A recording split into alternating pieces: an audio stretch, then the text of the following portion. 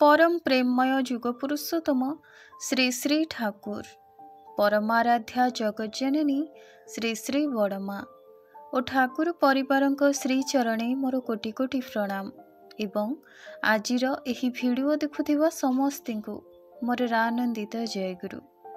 आजिर इष्ट प्रसंग शेष पर्यंत शुणिबाकु चेष्टा करिवे। जदि भिडियोटी भल लगे तेबे चैनलटी को सब्सक्राइब करिबा पई भूलिबेनी।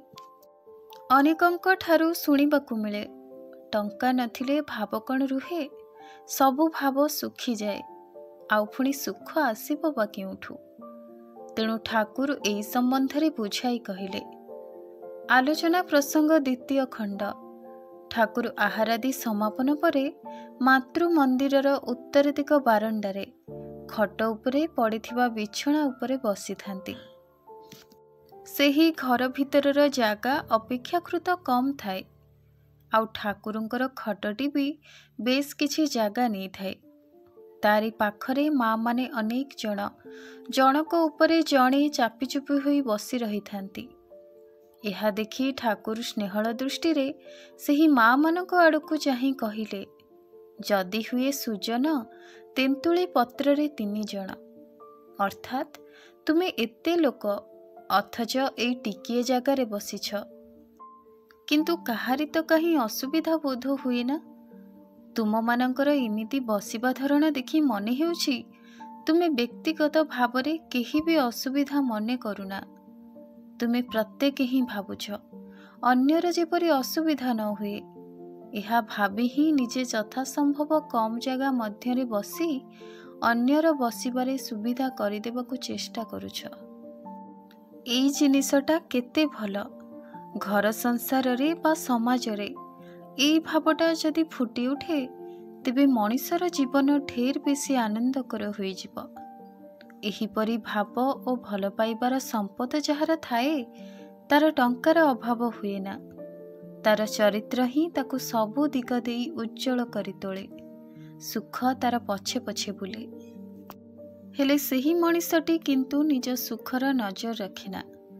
तार सदाबेले चिंता हुए से किपरि करी निजर प्रिय मानंकु खुशी करिबो। एई जिनिसटा ही सुख और ऐश्वर्यर गुप्त रहस्य।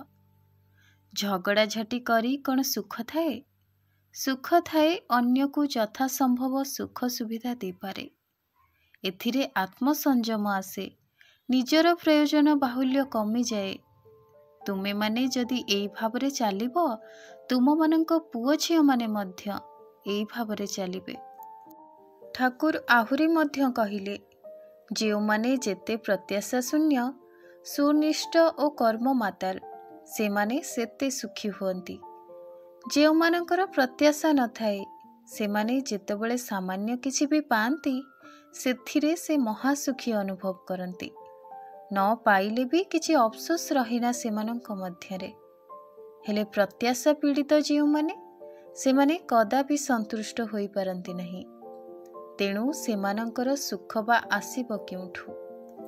प्रत्याशा मध्यरे ही सेमाने सुखटी को हजाई बसंती। तेणु पाइबार प्रत्याशा रखिबा ठारू देबार आकांक्षा रखिबा खूब भल। एथिरे मनिषर योग्यता बढ़े। सदाबेले पाइबाकू इच्छा रखिले मनिष कर्मकूढ़ होई जाए। नारायण को जेउ माने भल पांती माँ लक्ष्मी तार अनुसरण करती, तार कष्ट हेबाकू दियंती नहीं। जदिओ सेही मनिषर ऐश्वर्य प्रति लोभ न थाए, भाव भी न थाए, हेले सीए तो आउ एका रुहे ना। तेणु जेतेबेले जेउठी जाए ता सांगरे थांती राई। राई माने हेउचंती माँ लक्ष्मी। नारायण जेउठारे सेई ठारे ही माँ लक्ष्मी। किंतु नारायण को अवज्ञा करी जे माँ लक्ष्मीकर उपासना करती सेमानंक निकटरे माँ लक्ष्मी अति निष्ठुर हुअंती। तेणु प्रत्येक माँ मानंकु विशेष दृष्टि देबाकु हेबो, जेपरि आमर प्रत्येकटी कार्य मध्यरे सौंदर्य बोध, श्रृंखला बोध और शोभनीय भरी रुहे।